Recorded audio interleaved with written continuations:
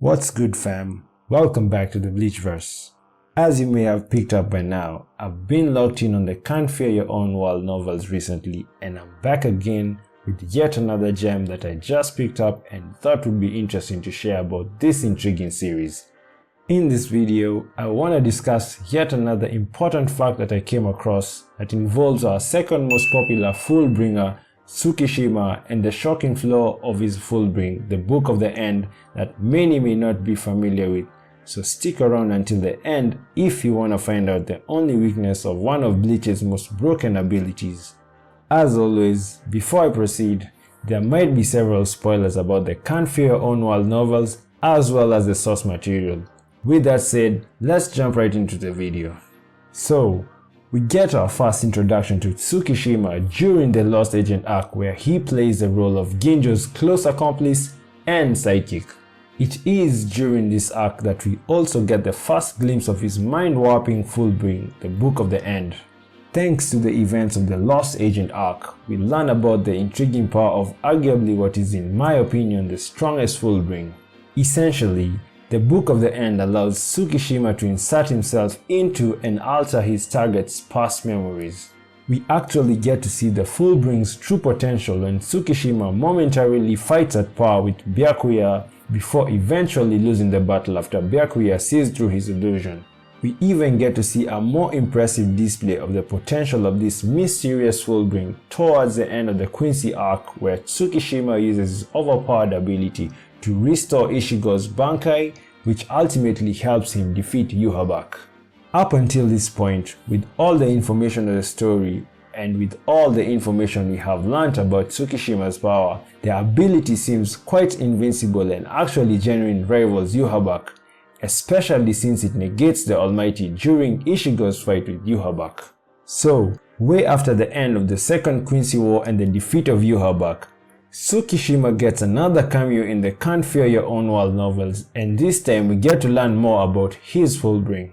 However, this time we get a very interesting revelation that sheds some light on the fatal flaws that this magnificent Fullbring has.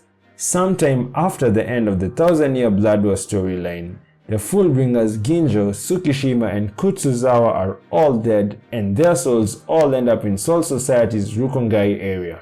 During their time in Rukongai, the Fullbrings are looking for leads to find out more about Ukitake and Soul Society's role in the events that took place in their lives, more specifically Ginjo's life and his past involved in the murder of his friends.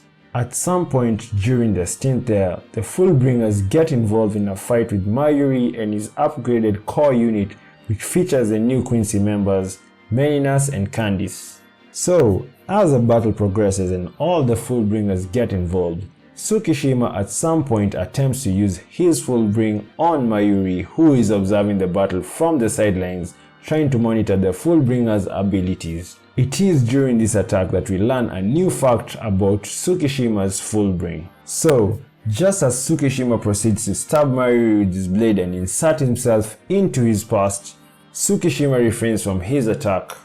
The actual reason Tsukishima refrains is because he is unable to map out and measure Mayuri's past and where to insert himself, and it is at this juncture that we get to learn about how Tsukishima's Fullbring actually works. The basis of Tsukishima's Fullbring is that he has to visualize a target's past before he inserts himself, which basically means he has to review a victim's memories before he can insert himself into said opponent's past.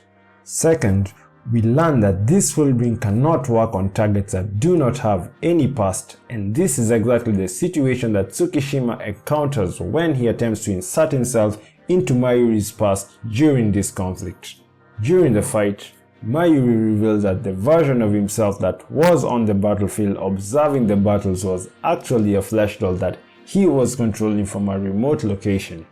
As such, being only a husk, Tsukishima is not able to use his Fullbring since a flesh doll has no prior consciousness or memories which he can manipulate.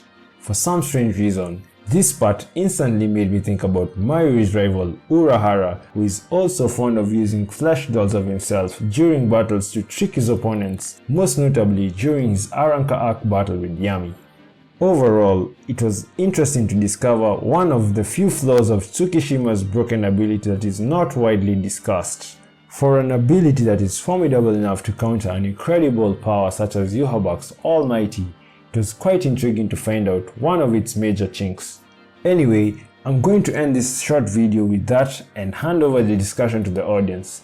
I would truly like to hear your 2 cents on any other possible flaws that you may know about Tsukishima's Fullbring. Please drop your thoughts and any additional information I may not have mentioned on the comment section, and let's share the knowledge and keep this interesting discussion going.